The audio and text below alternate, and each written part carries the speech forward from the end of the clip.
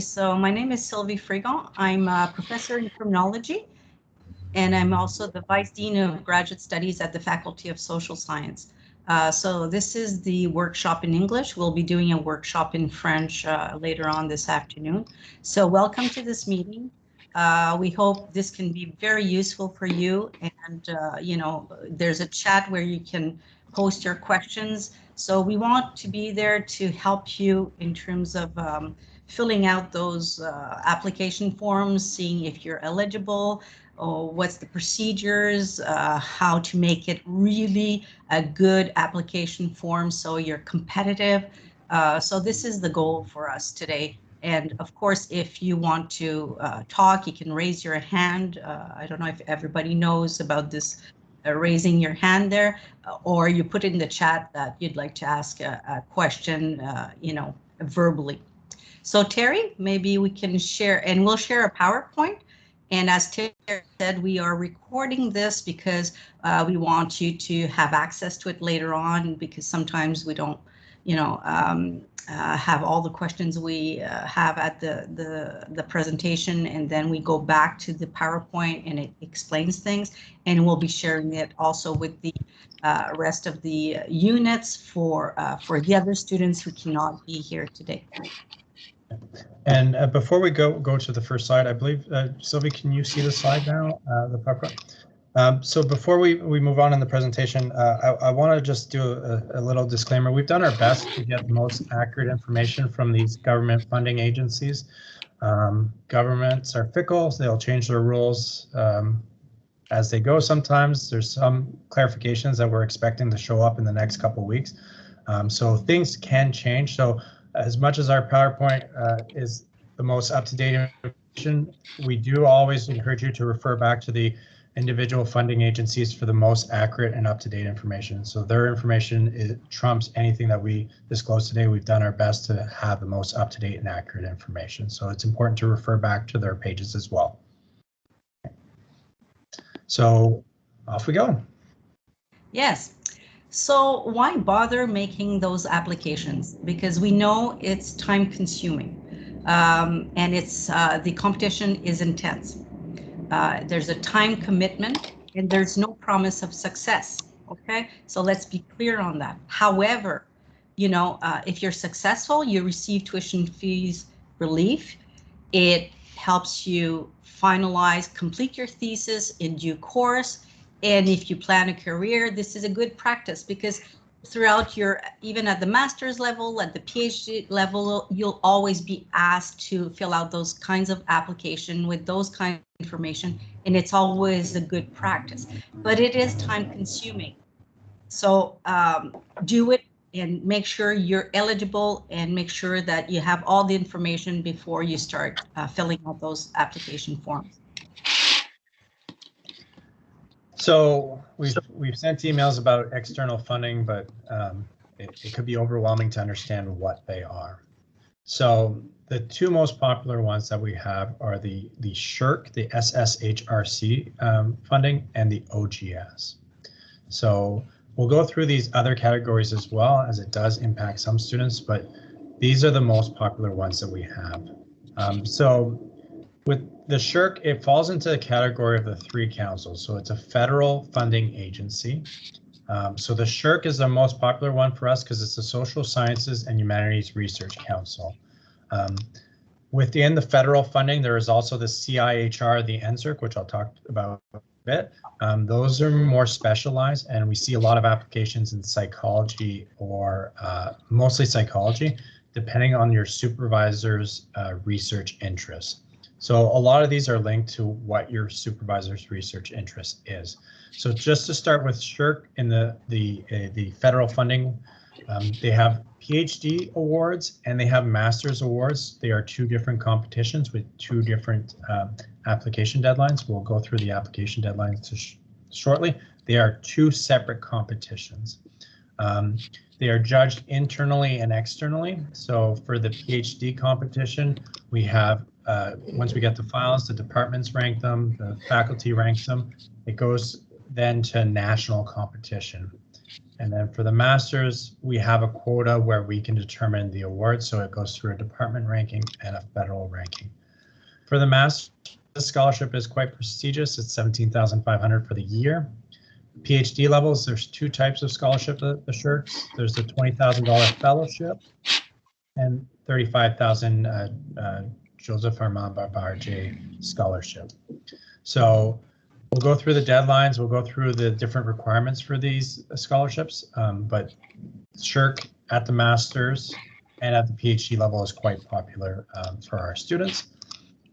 The other one for our students is the OGS, the Ontario Graduate Scholarships. It's more the provincial level. This competition is done combined, so the master's and PhD students are in the same pool. They're good for 1 year only. You must reapply yearly, unlike Sshrc. They're judged internally, so we do receive a quota. We have approximately 70 scholarships. We'll go through the breakdown of how many applications, how many scholarships we get, and their value of $15,000.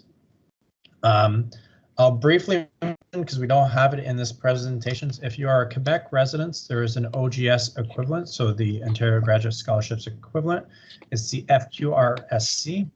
It's only eligible for Quebec permanent residents or people who've lived in Quebec for 2 years. So if you're an Ontario student who've lived in Quebec for 2 years, you could theoretically be eligible. It's completely managed by the Quebec government, so we don't have a lot of information, but you can always write to us and we can provide the information for you. Important thing to note, most of our students apply for Sshrc and OGS, but you can only hold one. So if you want the Sshrc one, we still encourage you to apply for the OGS because you're not guaranteed to have the Sshrc. So it's important to apply for both. But if you do win both, you'll have to choose between one and the other. They are not stackable. For the CIHR, again, it is similar to Sshrc, but it's more of the community Canadian Institutes of Health Research. So we mostly see health students applying and science students, but we do have some psychology students whose supervisors are funded by CIHR, so they can apply for that as well. That's both at the master's and the PhD level. And NSERC is more natural sciences and engineering and research council. Again, we do see some psychology students who are supervised by NSERC funded supervisors. And at the master's level is 17,500 and at the PhD level is 35,000. So important dates. So for the three councils, in the master's competition, they call it the Cgsm. So that for the Sshrc Masters, the CIHR Masters, and the NSERC Masters, the deadline is December 1st, 2021. For the Ontario Graduate Scholarships, the deadline is December 1st, 2021. So for the Masters, it's pretty easy. Focus on December 1st, 2021. Where we sometimes get confusion with our PhD students is the tri-councils, the Sshrc, the CIHR, and the NSERCs, the federally funded ones. Their deadline is October 18th, 2021. So it's important to take note of that date. For the PhD students, the deadline is October 18th. Do not get mixed up with December 1st. It's October 18th. And for the OGS, for the Ontario graduate one, for the PhD students, the provincial one, the deadline is December 1st. All these applications are done digitally. The Sshrc, CIHR, NSERC have their own individual portals. OGS is managed through an internal portal. The information gets sent out, goes live at some point by the link at some point. I assume someone on the team is admitting those who are just coming in because I cannot see my screen. So hopefully they can get access to the presentation. Okay, so how to know if you're eligible. So the simple thing to start off with, one of the major distinctions, if we have any international students with us, they are eligible for the OGS.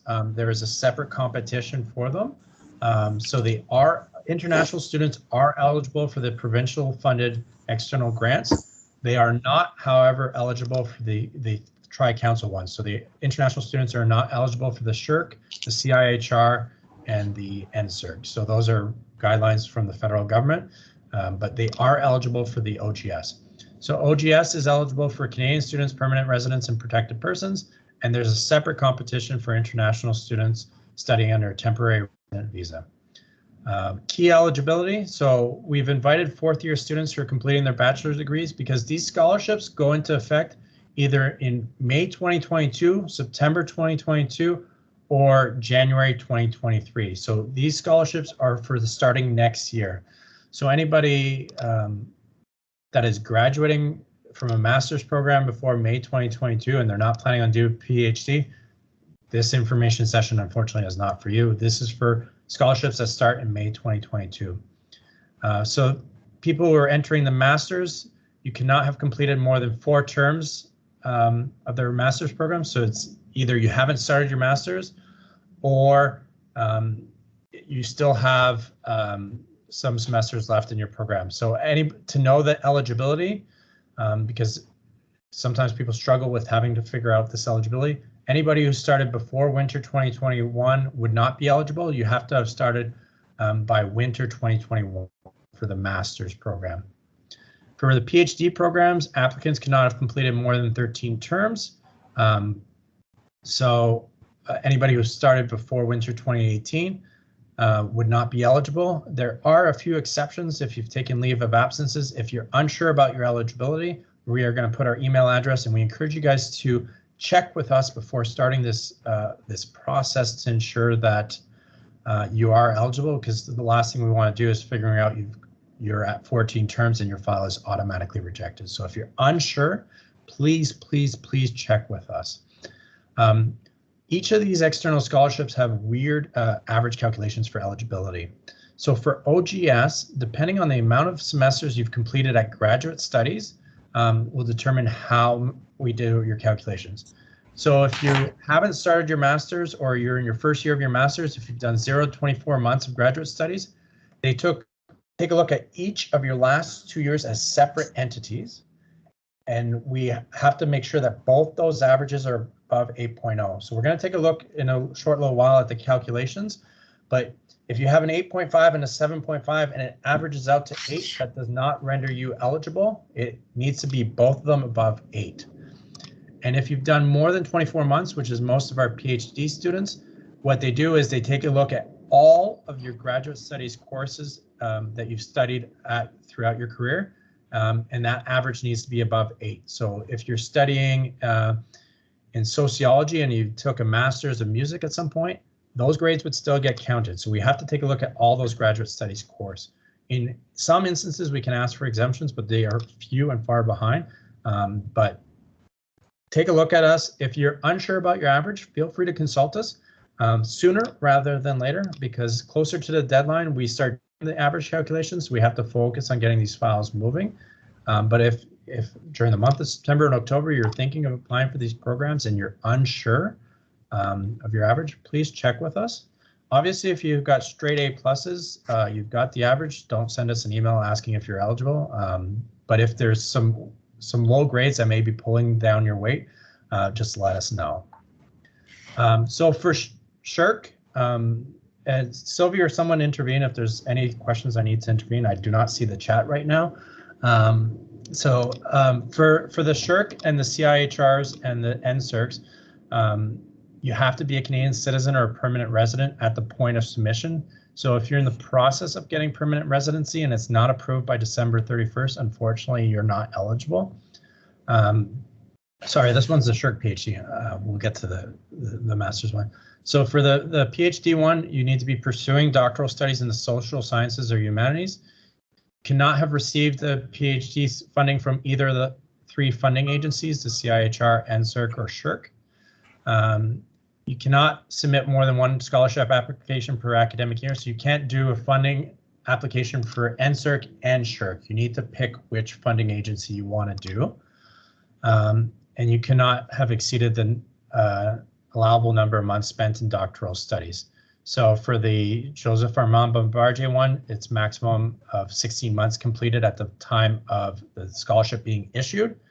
And for the doctoral fellowship, it's not more than 40 months.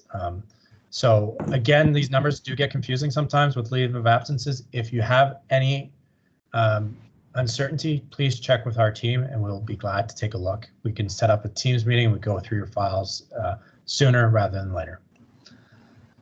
For the master's ones, the key things is you need to have been between 0 and 12 months of full-time studies completed. So for your Sshrc Masters, your Cihr Masters, or Ssrc Masters, you need to be within the first year at the time that you're receiving the scholarship. So usually if the scholarship that's given in April of 2022 and you just started this fall, you've only have completed 8 months, you're good. But even if you're starting it in your second year, you've only completed 12 months. So anybody who's starting their program or currently started their program in the fall, they should be eligible. Those who started in the winter or spring, it becomes a gray zone, check with us.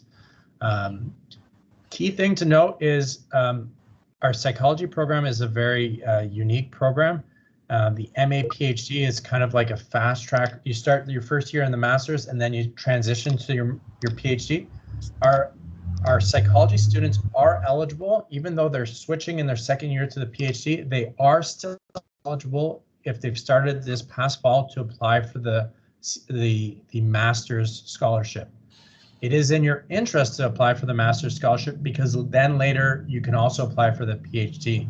So you don't want to miss this chance for this master's scholarship. So it's important that if you've just started this fall or you're planning on entering the program, that you apply for the master's one because it'll give you more possibilities for funding in the future years as well.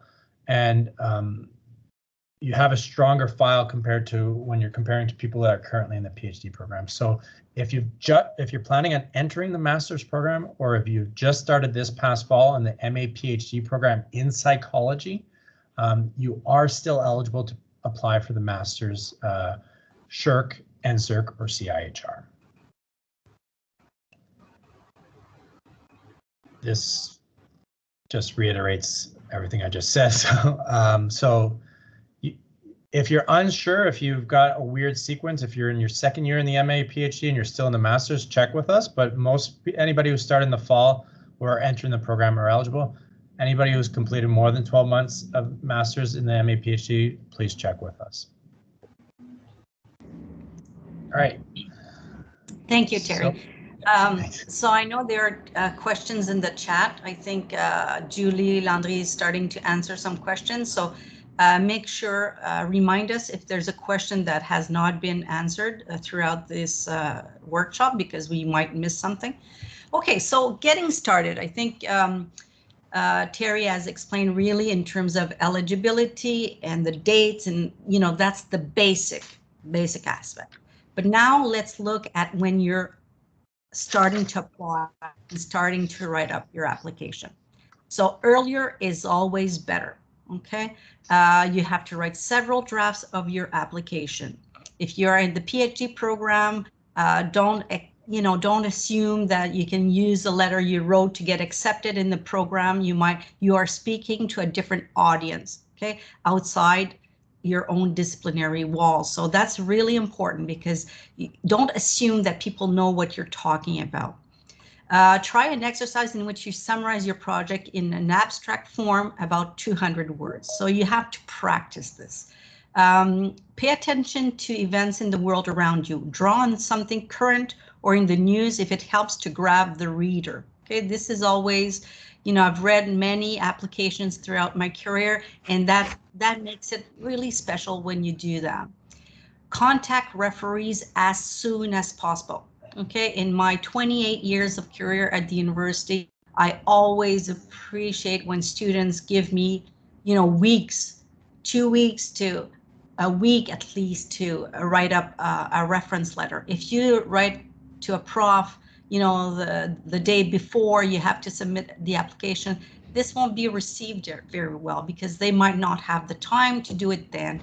So, do it the earliest possible way. So double and triple check the deadlines, okay? Because, and also when you do an online application, make sure you press on the button. I have a story of a colleague who applied for a Ssrc and had done everything, forgot to press send. Okay, this is a true story. So you don't want this to happen. So you just make sure you do that. You check the deadlines, you check how to apply online.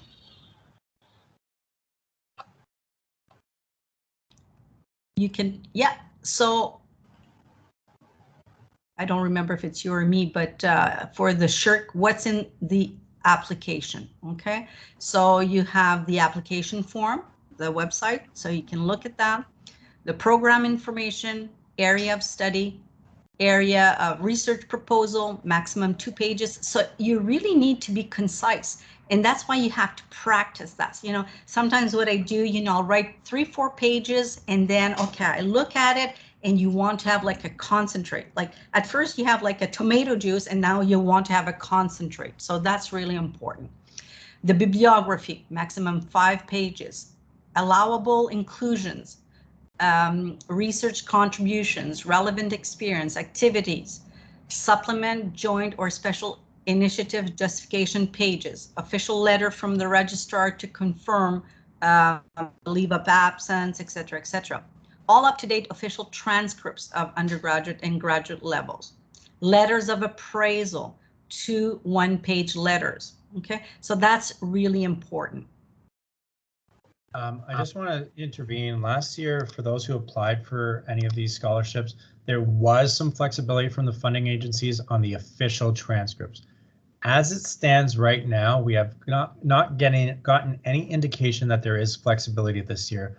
So you need to start early to try to get the official transcripts of your undergrad and graduate level studies, so that when you upload them, it says the official one. So the downloadable ones from the UO zone, for those who have only studied here, are insufficient. They need to be official transcripts. In the event that they do show some flexibility, we will update you as quickly as possible. Last year we had that information by this date. As of Tuesday, we still have not gotten confirmation if they will show some flexibility. In the event that you have any difficulties getting official transcripts, please communicate with us as soon as possible to see if there's any flexibility. But these are rules that are set out by the funding agencies, and we have very little wiggle room, but we can get creative and we can ask exceptions if it's requested earlier. Okay. In terms of evaluation criteria, so the selection committee comes from different disciplines. Okay, so it's not just in psychology, sociology, criminology, you know, it comes from a vast area of expertise.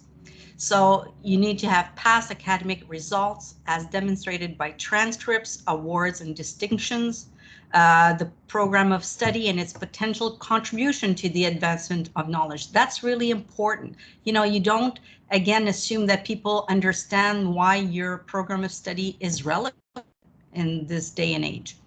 Relevant professional academic experience, including research training as demonstrated by conference presentation and scholarly publications.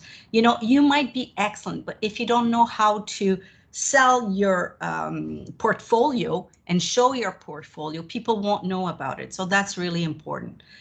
So 2 written evaluations from referees, that's really central. And again, I stress this, don't ask a prof the night before or 2 days before this, that this won't work and you'll be very disappointed, okay? So give them time to send you those letters.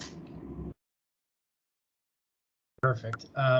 So I'll briefly, I think it's you, Sylvie, but I'll hop on to the next slide if that's possible, because I noticed there's some questions about the FQRSC in the chat, and I'm sorry if I caused some confusion with the FRQSC. Ravinda asked, there's 2 separate deadlines. There is 2 separate deadlines for the FRQSC. The Masters and the PhD have 2 separate deadlines. I do not know which is which at this point, and I don't want to guess on that, but it is clearly indicated on the Graduate Studies website which one of the Masters is, or a PhD is October 7th, and then the other one is the other date. The other question that I saw quickly in there was, can you hold a Cgsm and an FRQSC? The answer is no. It is similar to the OGS. You cannot hold a provincial and a federal one. However, you can hold an FRQSC and an OGS.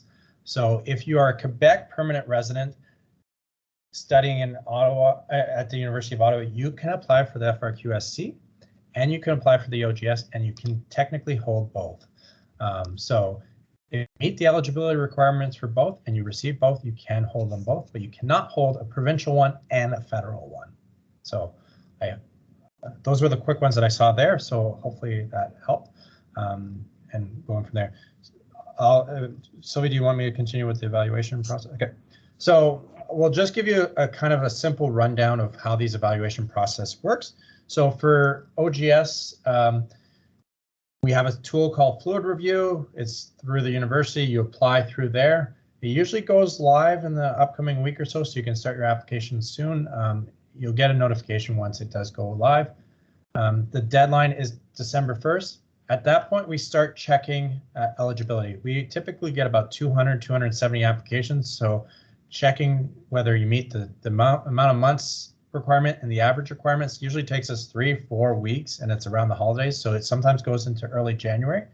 If you are ineligible, we will write to you. Usually it's May, so that if you want to contest something or if you're unsure about how something is done, I will personally meet with you to explain it. If we've made an error, we have time to correct it and get you back in the evaluation. Otherwise, I just explain some of the rules that we've discussed earlier that may have been unclear. But we do take the time to meet to go through those. The files that are eligible are sent to the department. They do an initial ranking, and then it's sent to the faculty committee that does another ranking. So these are profs from each unit that does an initial ranking. Then we have a smaller committee that does a global ranking for our 9 units. So for OGS, we have a guaranteed quota. So if we have 70 scholarships, the top 70 that we choose get those scholarships. And then the OGS has a lot of movement because as the results for Cgsm, the Sshrc and Ssrc CIHRs come in, people start refusing the OGS because they're accepting the federally ones. So we go deep into our wait list. We sometimes go up to 120 to 150 names in to our listing. So there's a lot of movement for that one. Sometimes we announced all our scholarships for OGS last March, and even in the fall, we're still giving out names as people are rejecting or haven't used the full amount. So our office, and it's usually directly from me, will communicate with you if you're ineligible, and I'm more than willing to meet with anybody. As for the Sshrc, Ssrc and CIHR, we use Ssrc as an example. You have to go through their individual websites to apply. They each have their own unique websites, PhD or Masters. A reminder for the PhD, the deadline is October 18th. So you go to the federal funding agency's sites, follow the application guidelines on their page. They then transfer us the files around October 19th and 20th. We take a look at eligibility. We consult you guys if there's any ineligible files. And we then send it off to the departmental ranking. It then goes to a faculty committee ranking. And then we have to send them off to the Cabinet of Graduate Studies, who does a final verification, and they send our rankings to the national competition. So we do not have a guaranteed quota for any of the PhD processes. Each faculty gets a nomination quota of how many files we can push forward. And at that point, it then goes to national competition. We have no guaranteed amount of scholarships from the federal ranking agency, which goes back to the point where Sylvie was saying earlier that you need to speak to an audience that's not just in your field, because you're going through many committees, so it needs to be something that they can understand and piece together. So we were talking earlier about the averages and the eligibility of the averages. So depending on the grade scales, I use the one that causes the most confusion. So when we were talking about the OGS calculations, and this also applies for the Masters, Ssrc, Ssrc, and CIHR competitions. If you've done 0 to 24 months, we look at each of the last 2 years as separate entities, and we convert them to U-Ottawa grade scale. So if you've studied at another university that uses percentages or anything like that, we have grade scales that have been developed by experts, and we go through and we plug them in and we convert them to the U Ottawa grade scale. So here's one example where it's really straightforward because they look at the last 2 years of full-time studies. So I picked an example where they didn't do any summer courses. So it's a straightforward fall 2020, winter 2021, that's 1 year, and then winter 2020, fall 2019. So here we see the first year, they're great. They got an 8.5. The previous year, they had one bad grade, a bunch of Bs, B+, B-. It got them to a 7.9. This file, unfortunately, based on the rules set out by OGS and the federal funding agencies, would be ineligible. So if you've got straight A's and no B's, or A minuses, no B's, A minus is equal to an 8. So you don't need to ask us if you're ineligible. But if you got like a C or a D that might be dragging you down, check with us to see if you're eligible. There's some gray zones. If there was, if they took a course in summer 2020 and you've never taken summers before, then we can choose if it goes this year or in this year, and we usually do it to your advantage. So if there was courses for summer 2020 that had one A+, we would have plugged it here, and theoretically it could have boosted this average above. So it's important that you can't just go based on averages, the 80s. We have to convert them to our scale, so we're comparing apples to apples. And if there's any uncertainty, please check with us. So just to recap, grades from other institutions are converted to Ottawa grade scale using expert-derived conversions. Number of credits impacts average calculations. So just going back to the previous slide, you can't just add up these numerical grades. If something is worth 6 credits, this 6 would be worth 6 times 2. Like it would, we do the math based on credits as well. So these are all 3 credit courses, so everything is weighted equally. But if there was a 6 credit course, it would be like having the 6 like twice. So keep an eye on credits if you're doing your self calculation. If you're really unsure, please check with us. Summer semesters are counted. If you've always done a summer semester, then each of your last 2 years would include the summer semester. But if it's a one-off, we then take a look at it. S and S grades are not counted, so it's only alpha or numerical grades that are counted. And a year is considered based on full-time equivalents. 2 part-time semesters is equal to 1 full-time semester. So if you've done 2 part-time semesters, then we need to look at 2 years as 1 whole year. So there's a lot of different rules on that. So I think I've said this 4 times now. If you're unsure, if you're on the cusp of having the average before starting your application, please check with us. And for those who have done more than 24 months studies for the OGS, we just take all your graduate studies courses in one straight up calculation. The grades are still converted to our scale.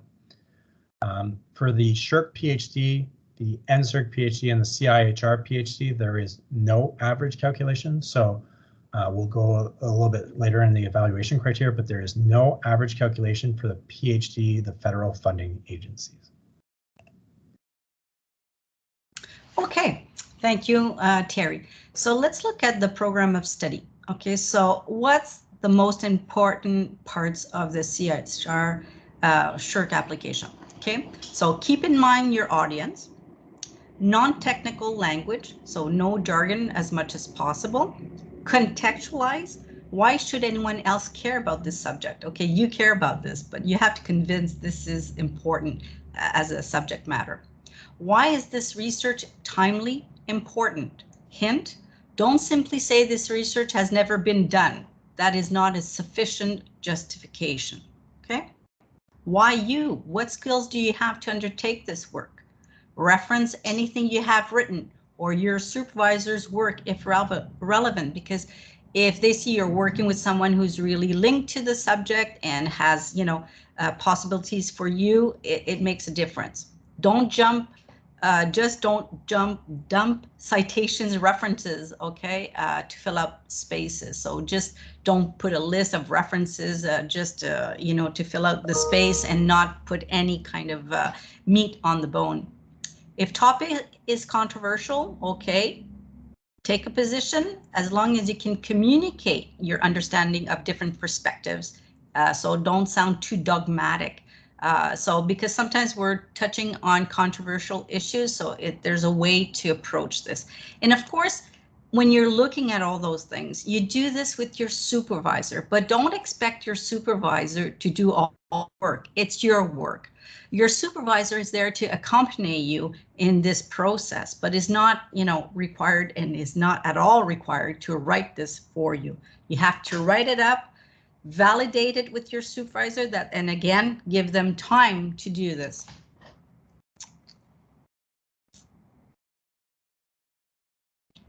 Other slide now. Components of program of study. Okay, we begin with an example that demonstrates the importance of the project. Do not save the interesting stuff for the end. Okay, you want to make a splash when you begin your proposal. The example you provide should help to contextualize the project for the non-specialist, okay? Because I've seen this, and I've been on some committees where at first I thought, well, is that really interesting? And then, oops, an example just, okay, now I click. Now I understand why this is relevant.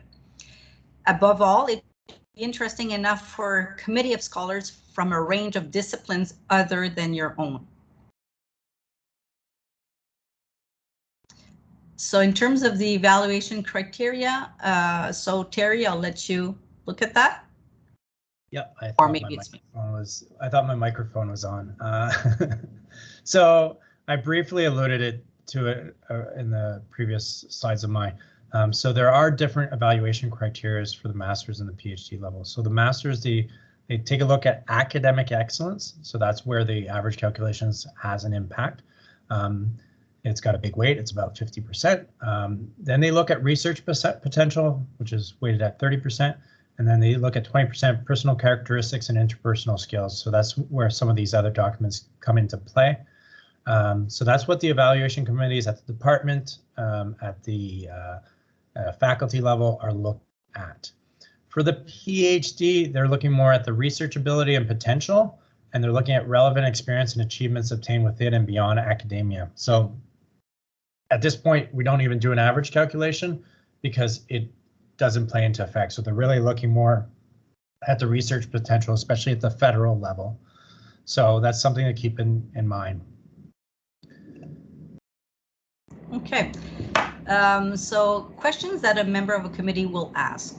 Is this project clearly articulated, doable, feasible in the allocated period of time? Because that's also important. Sometimes the project is too large. Usually with your supervisor, you'll be able to look at that, because if the project is really too wide, it won't be funded, because they'll say it's not doable, it's not feasible. Because when they fund a project, they want this to be, be completed at some point. Okay. Your project should be grounded on a sound methodology, okay, and that you can defend it.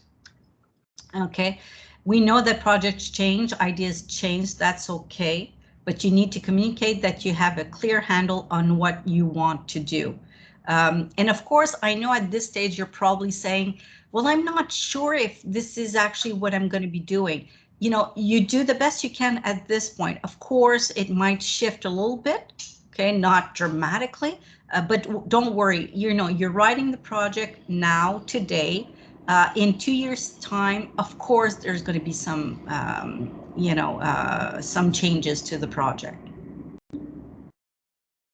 So questions a member will ask is, situate yourself in current theoretical debates about the topic of your research. You are establishing yourself as a soon-to-be authority expert on the subject. And, your supervisor maybe never worked on the specific subject, so you will become the authority on this. So we want you to be able to really situate yourself theoretically in the debates. Okay, how does your research build on or challenge existing knowledge in the field? Okay, If possible, try to be positive in framing your contribution rather than saying everything written about a subject is useless, okay? So that's really, you know, sometimes we're tempted to say, we're going to be doing this wonderful work, nobody's ever done this. Well, you might be insulting a lot of people here, okay? You might, you know, maybe there's somebody on the committee said, whoa, whoa, whoa, you know, I know this person who's done this, or I've done this. So try to be positive, try to be constructive. So that's important, and that you're offering a twist, a different kind of angle on the subject. Description of the project. The description of your project must be concise given the space limitations. And this is hard to do, I admit. But, you know, as much as you do it, you'll understand why this is important. You know, when a person reads your description, says, oh, wow, that's interesting. So when you condense it, you tend to do that. You tend to put all the best bits together. But there's a way of doing this, right? You should outline your contribution to existing debates literature. You should describe how you actually intend to carry out the project, even if you're not entirely sure. Of course, at this stage, we know things will change and you're not sure, but trying to command some kind of authority, not being arrogant, of course, not being arrogant, but at the same time saying you're confident with this. Okay, and this description of the project is the most important section. Methodology. Okay, this is always a tough one, I find, and it's often neglected and it can sink an application. Okay, so ideally it helps to demonstrate that you have given serious thought to how you're going to execute your project. What is the main approach you are going to mobilize in this research? If mixed methods, discuss clearly why you have opted for this. Will you be conducting qualitative interviews? How will you analyze them? What are the key texts that are guiding your analysis? Okay, that's important. The methodology part is tricky to write, I know. Again, you have to make different drafts on this. You have to be clear. And when you're clear, and if you can justify your methodology, it helps. A reader might say, well, I would do it differently, but this methodology is, you know, she or he has demonstrated that this is feasible and it's the right way to do it, and it's a contribution.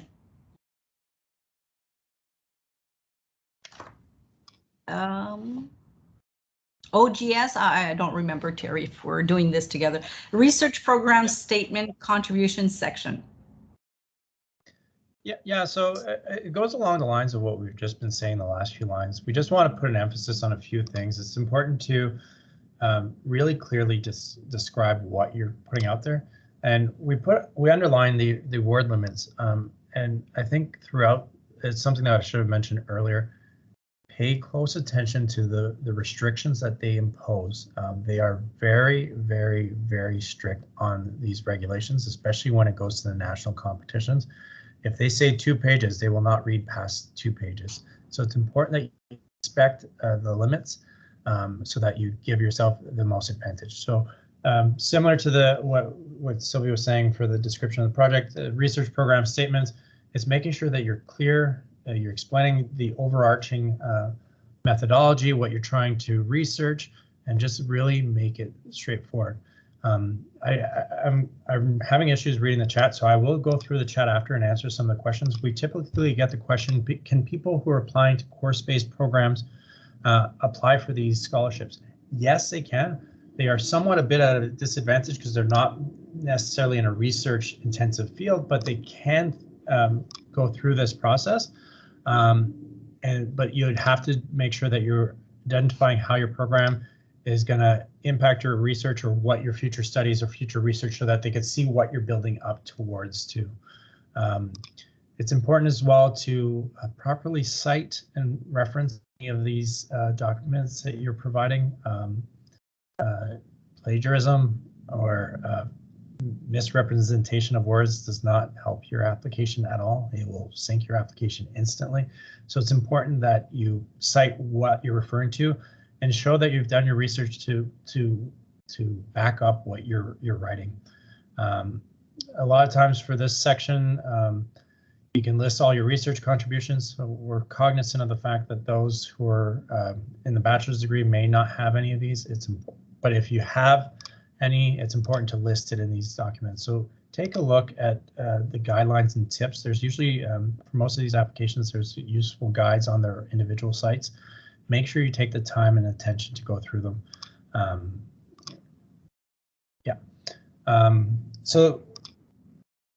Sylvia, I think this one is yours, or I can do it. Okay. Application checklist. So again, you have proofread several times your application. Okay, did you do that? Check if that's done. Have you asked a friend or colleague in another field to read your application? That's always interesting because somebody outside your field would say, I don't understand what you're saying about this. If you make it, if somebody from your field reads it, they will understand. So sometimes it's good to have somebody outside your field to read it. Have you assured that your referees are in good position to write a strong letter on your behalf? And how do you know that? Like, you know, if you're selecting a prof where you had a very low grade or a lower grade, is that, you know, is that the proper person to write this reference?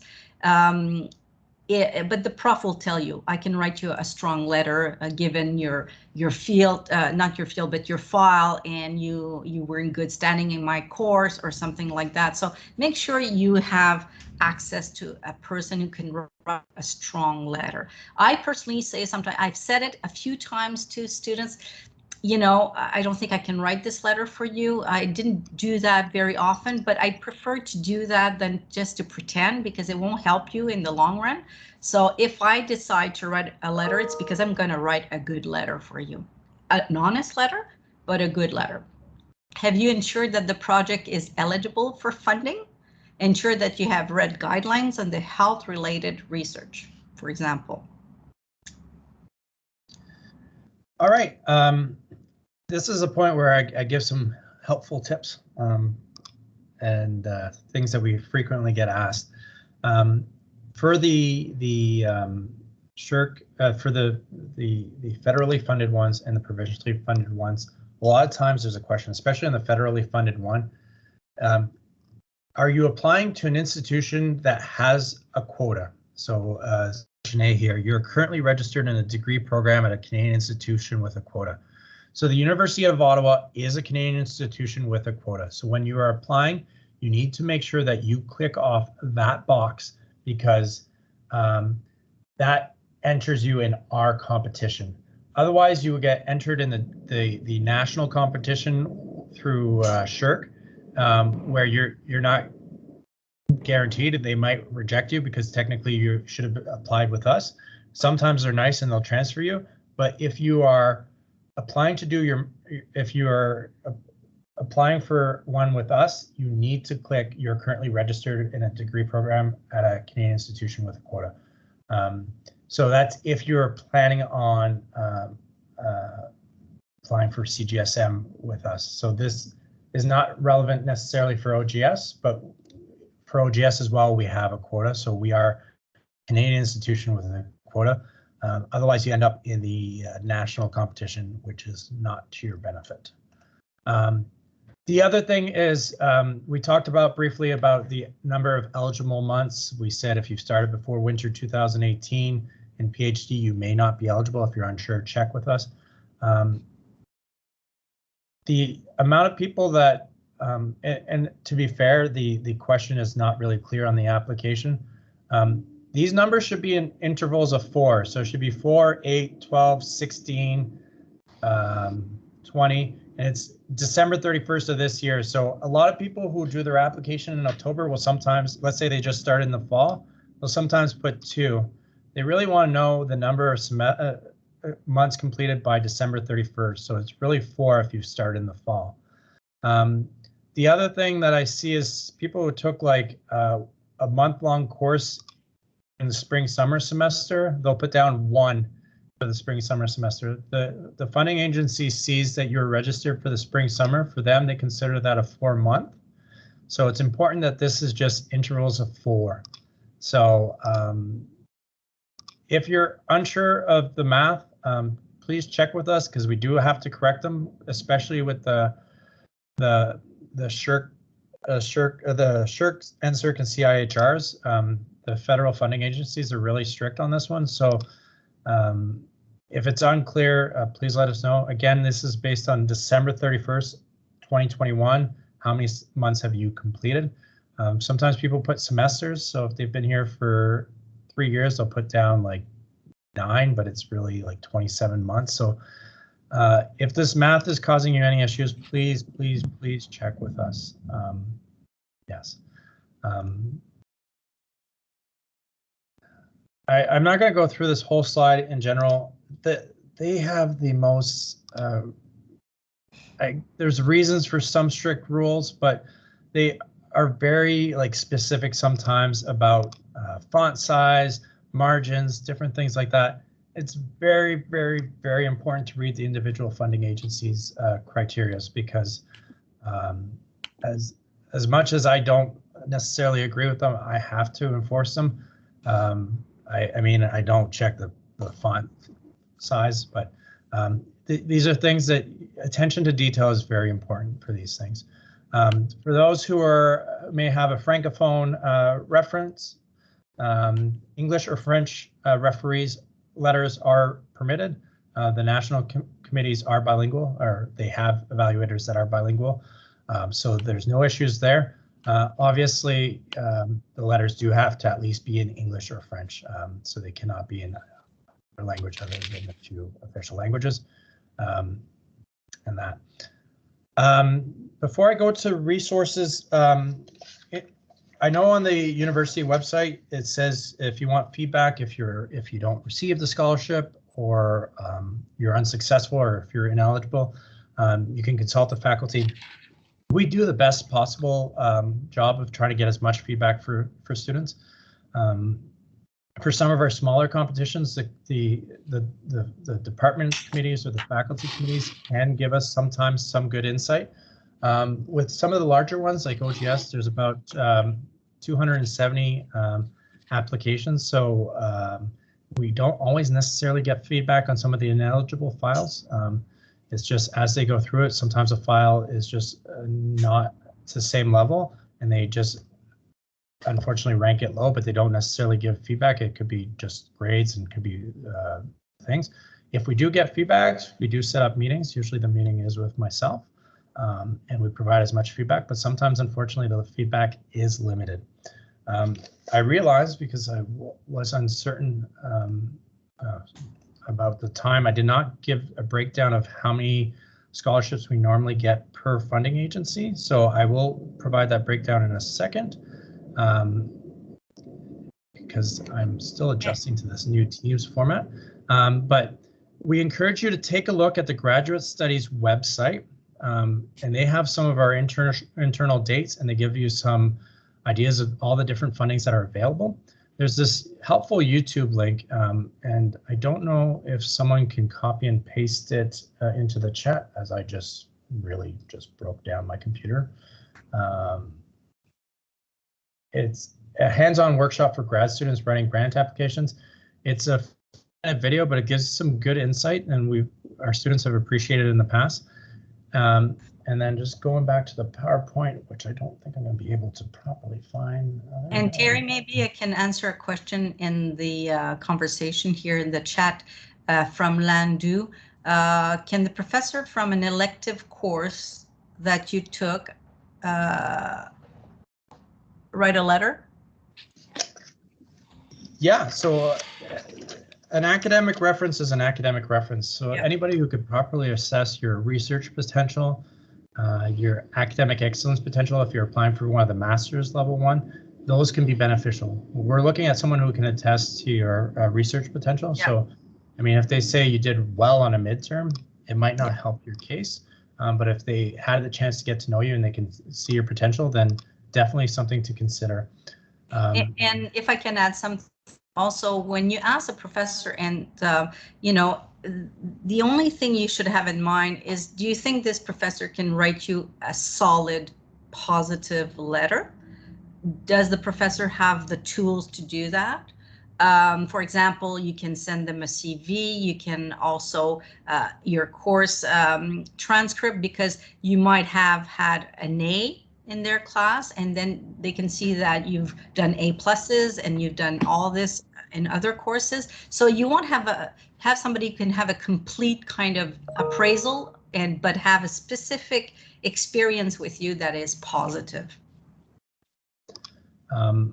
And here as well, the key thing is our email, scsgrad@uottawa.ca. Please reach out to us early, because it's crazy the amount of students that wait the last week of November to ask us questions, and then we get inundated with questions. Call us in September, call us in October. We'll set up virtual meetings. Send us an email, and we'll set up a virtual meeting with you, and we'll consult you if you're uncertain about eligibility or anything like that, if you have any general questions. I'm just going to go through the last slide. Yep. Terry, I'll just, Landude had another question about the letters of recommendation. Of course, courses in third, fourth year are better in a way that the prof probably in fourth year at least had more contact with you, knows more about your, possibilities than a first year class. But you take what you have. If you can have a very strong letter from a prof who gave you introduction to sociology, for example, but it's possible for that person to speak to your overall profile, that's still good, you know? But again, I repeat this, I know I'm repeating myself, but please do not do this at the last minute, and don't expect the prof to, your supervisor to do the work. You know, you do the work and then you provide the supervisor with, a solid draft. If you send a draft which is really all over the place, it's not fair. You have to do the work. But the prof, the supervisor, can really, really help you. And I would also say, and as Terry alluded to it, our team is available for you. We have in-person service as well, but we also have teams that you can have access to. If you do come to the office, you have to put your mask. It's only one person at a time, and it's with the distancing issue. If you have just one question and you drop in, that's fine. We won't be able to sit with you with your documents, and look at this, that because of the situation with the pandemic, it's better not to do that. So, but you're welcome to come in person if you follow those rules. And also, I think if you want to have more contact on Teams with Terry, that's always possible, and the team is there to work with you. So I want to. Oh, sorry. I just want to give my thanks to Terry, who's given you a lot of information today, to Julie, Olivia, and Audrey, who are on chat to answer your questions. If we didn't answer all your questions, please send an email to us, and we'll look at that, more specifically with you. Terry, did you want to add something? Yeah, so I wanted to go back to one slide that I just wanted to give a breakdown. So I want to give some expectations of different funding agencies. I had written them down, and because the screen was acting up on me, I just wanted to go through those. And I know, Sylvie, you've got a busy day, but I'll stick around for a bit for the chat to answer some of the technical questions, so we have a recording of some of the answers we answered in the chat as well. So I just wanted to go. So maybe Terry, I'll let you finish up. Yep. And I'll be. But I just want to say to you that we're there to support you, and please contact us if you have any issues, and really have a good term and take care of yourselves. Thank you. Thank you, Sylvie. So I want to break down about how many applications and how many scholarships we have for these, just to give some clear expectations, and then I'll go through all the chat questions and answer any other questions that you guys have. So for OGS, we get approximately between 200 and 250 applications, and we get about 60 to 70 scholarships in a given year. Now for this one, we do go deep into the wait list, because a lot of students might apply and they either get denied or they choose another university, and these scholarships are tenable only here at the University of Ottawa, if you are planning on going elsewhere, you need to apply for their OGS. So we get about 200 applications and we get about 60 to 70 scholarships guaranteed for our faculty. The other one's Cgsm. So this is the master's level Sshrc. We get about 75 to 80 applications in a given year. And we typically for the Sshrc get about 30 to 35 scholarships for the master's Sshrc. Every year depends on how many applications each faculty gets. Depends on the federal funding, but that's about the numbers that we get for Sshrc. The Cihr Masters, because we're competing for the health one with medicine, with health sciences and sciences, it gets a bit tricky. So we typically get about 23 applications, and we can usually nominate 6 to university competition. So we don't have a guaranteed quota. We can nominate some files to university competition. We're competing with some of the smaller faculties. We typically get about two every year. I think last year we unfortunately didn't get any. So it does vary between 0 and 3 in a given year. So it's quite competitive. It's important to check with your potential supervisor or your current supervisor to discuss the strength of your file. For Sshrc, we had 10 applications last year at the master's level for Sshrc. We were allowed to nominate 1 at the university competition, and I don't have the number of how many we got, but I think we got 1 at the master's level. The Sshrc one is a really difficult one because the other faculties, engineering and science and medicine, are getting a lot of applications there. At the PhD level, for the Sshrc, we had 79 applications last year, so we usually get between 75 and 85. We're typically allowed to nominate about 40 to 45 to the national competition, and depending on the given year, we get about 15 to 20 actually allocated on a given year. It fluctuates because it's based on the national competition, so it's an extremely competitive one. And lastly, because I skipped it on the OGS, so the OGS, we get 60 to 70 or 55 to 60 for the Canadian competition. For the international one, it is a very, very, very difficult competition. So we do not have a guaranteed quota for the amount of scholarships for the international competition for us, which is the only one that international students are eligible for. We typically get 27 applications. We can normally nominate between 3 and 5 to the university-wide competition. Previous years, we've typically received about 1 to 3 of those OGS internationals. However, the last 2 years, we have not gotten any, which has been a bit of an issue that we have been pushing for. They have mostly gone to the sciences. This upcoming year, they are separating the quota. They are going to have a quota for the sciences, and they will have a guaranteed quota for humanities and social sciences, because last year arts and social sciences received 0 of these OGS internationals, and we were not pleased. So this upcoming year, there will be a distinct quota for the humanities. So we are hoping to get back to our typical 2 and 3, but it is an extremely competitive competition. So I am going to close this presentation. I'm going to go through some of the chats. If anybody has some questions they want to put me on the spot and put live, they are more than willing to do that. And I will start at the top and just reread some of these questions. Audrey or Julie, is my screen no longer shared, right? I'm assuming you guys can just see me now. So I'm going to just pop into the chat. And my chat's acting up. Does anybody want to ask any questions live if they want to raise their hand? So I'm going to read some questions in the chat. Otherwise, for the MA PhD program, to apply for master's or doctoral. So for the MA PhD program, if you've just started this fall or you're entering the program, you apply for the Cgsm for the master's. If you're unsure of your eligibility, please look at us, contact us, and we can take a look at your file. Can you hold one even if you apply to both Sshrc and FRQSC. I've already answered that one. So the provincials and the federal ones are mutually exclusive, but you can hold both provincial ones if you meet the eligibility of the Quebec one. People doing their qualifying courses enter their master's next year. Should I wait till I finish these courses? So anybody who's in their 4th year of bachelor's degree or they're in their qualifying, they can apply for these external scholarships.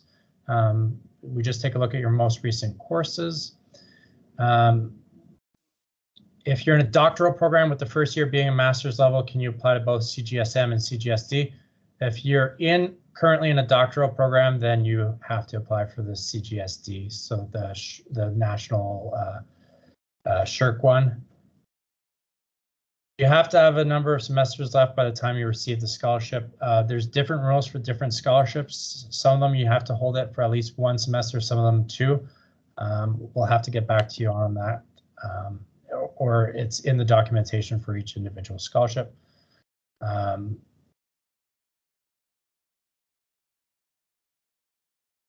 Anybody who's done a co-op one, those are really detail-oriented questions. Please write to us. We'll take a look at the file. There's various rules that get really finicky. We can take a look at that.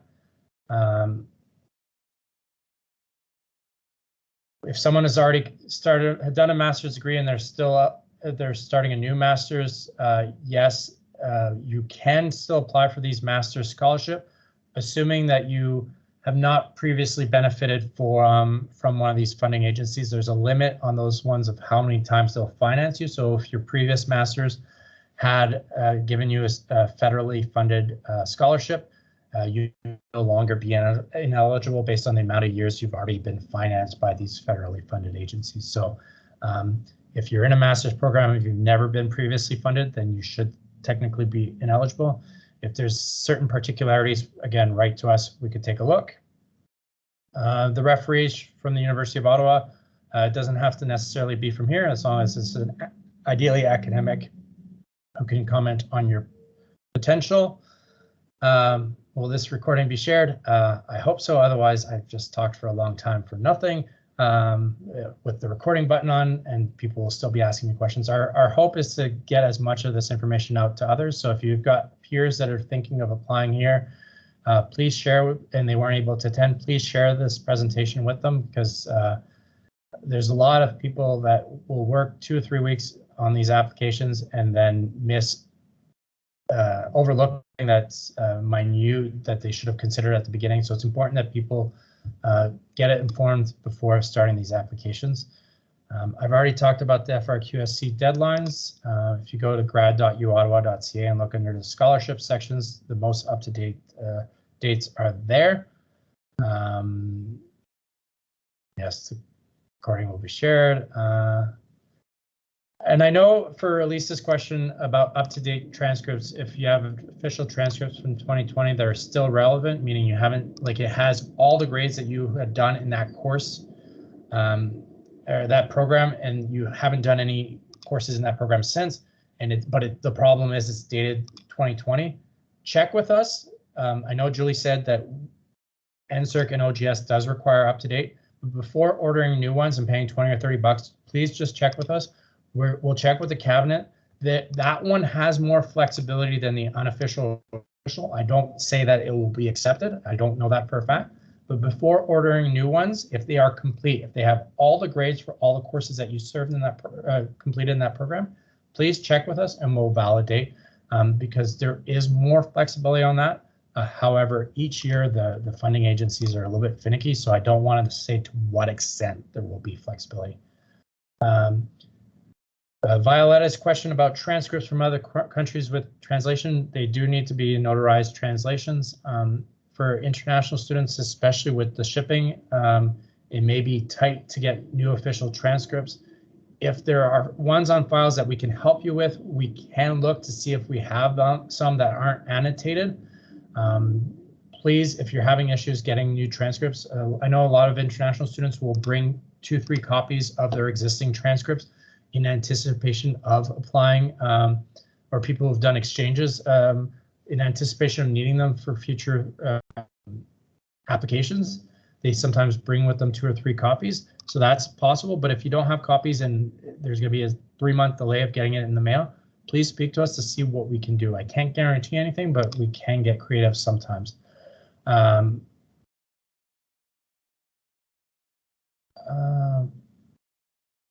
don't know what else there is for questions.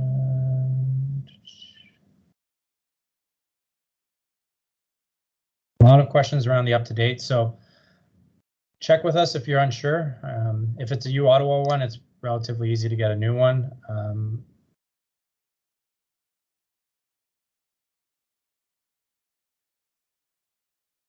Julie's answering.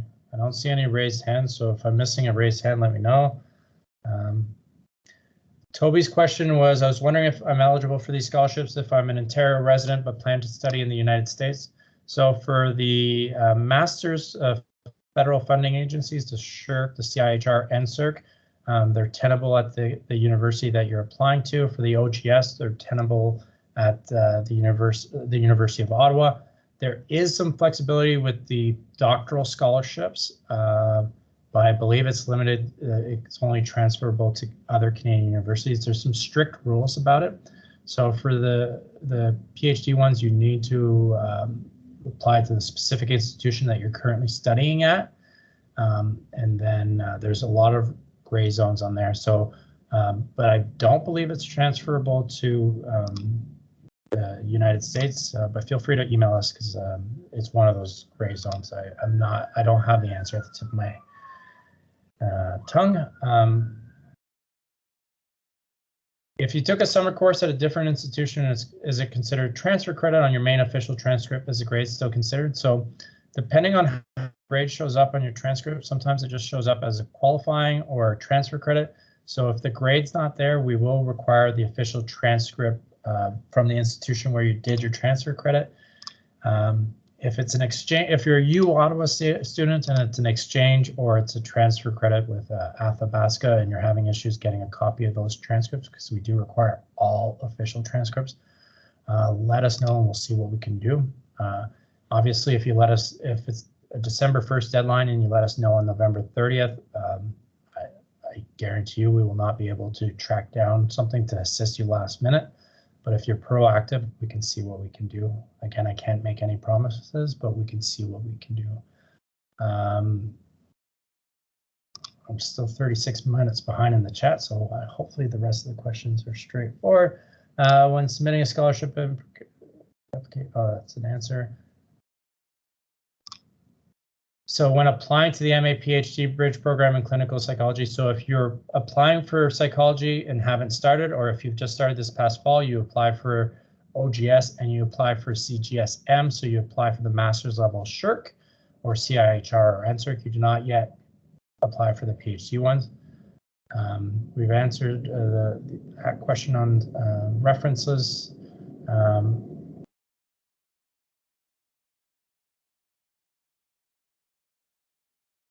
Liz's question about the MA, PhD, do we count time in the MA? I'll have to get back to you. I think Julie, I don't know if Julie's answered that question. I always mix that one up, so we'll get back to you, Liz, or write to us at SCS Grad. There's clear rules in the applications for Cgsm and Cgsd about what counts, and I believe it's just the PhD time, but there's a special designations for the MA, PhD, and I don't want to lead you astray. For Landu's other questions, Sylvia answered. For the bridge program, I've answered. Where will we be able to find this PowerPoint presentation? So we're going to post it on our social media. I want to say this week, but it'll likely be early next week, and we will redistribute it through the email channels that we've sent. So we sent an email to the 4th years in the bachelor's program at our faculty, and we sent it to our master's and PhD students. So we'll send that channel. If for some reason by Wednesday next week you have not received it, don't hesitate to reach out to us. We'll upload it.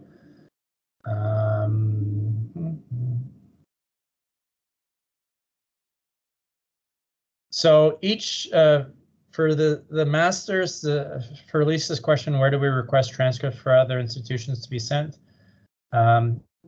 For the master's level, they get sent to you. For the OGS, for the Master's Federal Funding, the Sshrc, CIHR, and Ssrc, it gets sent to the student, and then you upload it yourself in one file with all of them in ideally chronological order and legible. For OGS, again, it's the student that uploads it themselves. For CGSD, there's specific rules. Read the rules clearly on the websites. Typically, it is approved by, it's submitted by the student, but it has to be approved by a university official. Typically, the university official is myself. I believe this year we may have Audrey Deschâtelet that will do the approvals as well, but we haven't finalized that. So I will send an email out for those who are applying to CGSD with the contact. The worst case, we put myself, but we'll send out an email with the directives because it needs to be approved by a university official. So we go in and we check to make sure that they are official. For MA international students, the only scholarship available is the OGS, right? Yes, unfortunately the federal funding agency, based on their rules, it's only eligible to Canadians or permanent residents. OGS does have a competition for international students. It is extremely competitive. We get between 0 and 3 or 4 scholarships per year for that. So it's extremely, extremely competitive. We're hoping this year the numbers will go up, but with the different committees for sciences and humanities, but we haven't had any idea yet of how many will be attributed to the humanities. Jeremy's question, if we have an official transcript as our grades from our 3rd year, the previous winter 2021 semester, are we required to still request a new official transcript for funding applications? For Jeremy's question, it's dicey. So ideally we get something that especially if you've taken courses in the spring, summer, they do ask for the most up-to-date transcripts. So ideally, they usually typically ask for the ones that include the falls that show those courses in progress, so that it shows you didn't take courses in the spring. We do verify, so we do take a look. So if you've taken courses in the spring, summer, and your transcripts did not include them, then they're not up-to-date transcripts. We have some flexibility with OGS, but it's very limited flexibility in terms of re-uploading documents. But Cgsm, the Sshrc ones, both at the doctoral and the master's level, it's not our portal, and they let us change documents, so it is problematic. I hear my voice is leaving. I think I've answered everything because I'm at the thank yous at this point.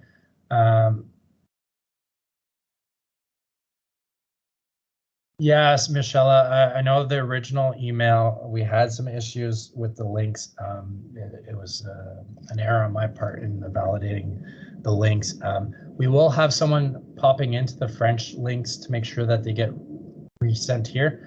The human error of the first week or the summer was my apologies on that one. We will have one of our staff in both of the wrong links to resend them to the right link. I don't know if we're able to resend the campaigns. You'd be amazed with technology. You'd think it's just a click of an email, but some of these talisman campaigns that we send out through our CRM, our communications management tools, sometimes takes 3 to 4 hours to send. So if I was to send one for the French presentation, they'd get it at 3 p.m. and I will get some interesting replies of people that say that, well, it's too late and after the fact. So we'll see if we can rush a campaign, but I have a feeling the tool sometimes takes 2 to 3 hours, so I don't think so. But we will be in those the old links. It should bring them to last year's presentation, so we should be able to catch them. So I'll take a look at that, Michelle. Is there any other questions, or did I miss one in the chat? Because I think I've answered everything. If there's nothing else, thank you for your time. I know it's an hour and 23 minutes of hearing our voices, but these are really important fundings. Fundings that for the graduate levels really puts peace of mind in terms of helping you focus on your research instead of having to worry about financing your research or financing your studies. I don't know if I've mentioned it. If you have any questions, email scsgrad@uottawa.ca. Be proactive. I think the first step is being at this presentation. I do understand some people had classes and can't attend this presentation, but please reach out to us. We're here to help. We're here to make this as simple as possible, and good luck. And best of luck with the start of this new year. I know it's still weird times with everything going on with COVID, but our office is here to support you guys, and we're glad to see some faces on campus, and hopefully we get through all this shortly and get to see each other more in person. So I thank you guys for your time. I wish you all the best and have a great day.